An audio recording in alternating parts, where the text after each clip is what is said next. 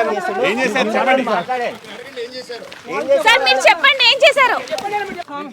నమస్కారం. నేను ఆస్తి కోసమో డబ్బు కోసమో ఈ పోరాటం చేయట్లేదు. ఎందుకంటే ఇది పోరాటం కూడా కాదు, ఇది ఆత్మగౌరవానికి సంబంధించింది, నా భార్య పిల్లల సేఫ్టీకి సంబంధించింది. ఇది నాతో ఒక మగాడిగా నాతో డైరెక్ట్గా వచ్చి నాతో ఏం చేసినా పర్వాలేదు. నా భార్య పేరు ఇంక్లూడ్ చేయడం, నన్ను తొక్కేదానికి నా 7 నెలల పాపని ఇంక్లూడ్ చేయడం, నా బిడ్డలు ఇంట్లో ఉండగానే అలా బిహేవ్ చేయడం కరెక్ట్ కాదు. ఈరోజు పోలీస్ దగ్గరికి నేను వెళ్ళి ప్రొటెక్షన్ అడిగాను. నేను మొన్న వచ్చి అడిగినప్పుడు మీకు అన్ని ఎవిడెన్స్లు ఇస్తాను.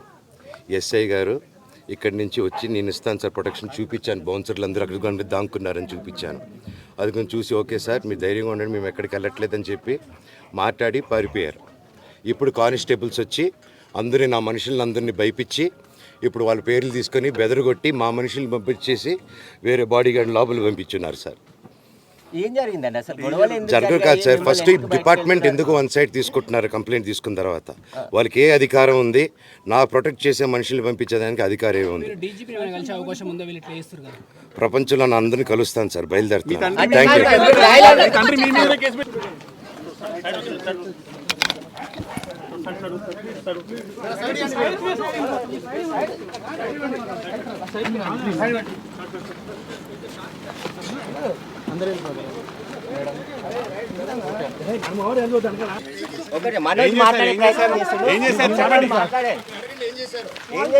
చెప్పండి ఏం చేశారు?